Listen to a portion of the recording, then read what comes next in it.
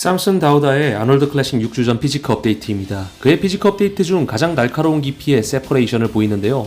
어쩌면 올림피아 때보다 더 나은 컨디셔닝을 보일 수도 있다는 생각이 듭니다. 삼손은 장신임에도 140kg에 가까운 꽉 찬 금매스를 함께 보이며 이미 올림피아에 큰 반전을 가져다 주었는데요.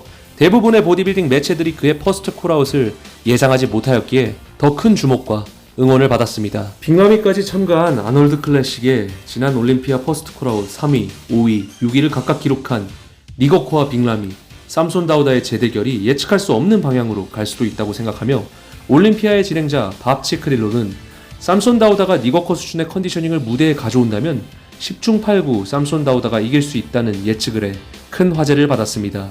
더 나은 컨디셔닝의 삼손 다우다가 아놀드 클래식에 큰 반전을 가져다 줄 수 있다고 생각하십니까?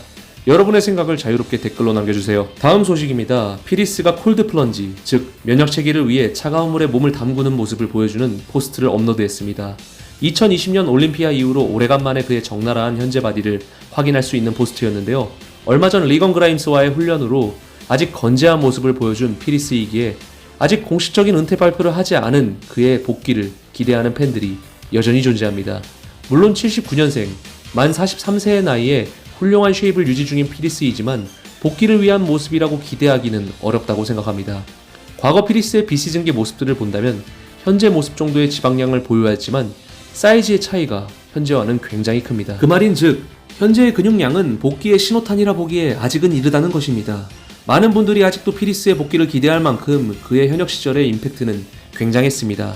공식적인 은퇴 발표를 하지 않은 피리스이기에 그가 바디빌딩으로부터 완전한 은퇴를 했다고 말씀드리기엔 어려움이 있지만 당장에 복귀를 할 수 있다고 말씀드리기도 마찬가지로 어렵습니다. 한 주 전 빅라미가 아놀드 클래식 참가 의사를 밝히면서 큰 관심을 모으고 있는데요. 빅라미의 스토리에 리태그된 내용이 매우 흥미롭습니다. 닥터 아칸이 빅라미와 함께 스템셀 치료를 진행할 예정이라는 내용인데요. 스템셀 치료는 국내에서도 노인들의 관절에 줄기세포를 통해 연골을 생기도록 하는 치료 등으로도 많이 사용되고 있습니다. 조금씩 여러 분야에 검증이 되어가고 있는 단계라고 생각하시면 좋을 것 같습니다.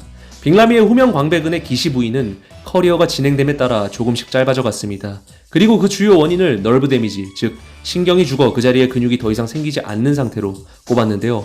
닥터 아카는 그 자리에 스템셀 치료를 통해 신경을 다시 살려 궁극적으로 근육이 다시 자리잡게 하려는 시도를 하려는 것으로 보여집니다. 그렇다면 이 치료가 빅마미와 같은 케이스 해결에 검증이 되었느냐가 궁금하실 텐데요. 의학 분야에 있는 구독자님의 의견에 따르면 치료를 통해 신경을 살릴 수는 있지만 그 자리에 오랜 기간 없던 근육이 다시 생기는 것은 더 어려운 문제라고 합니다.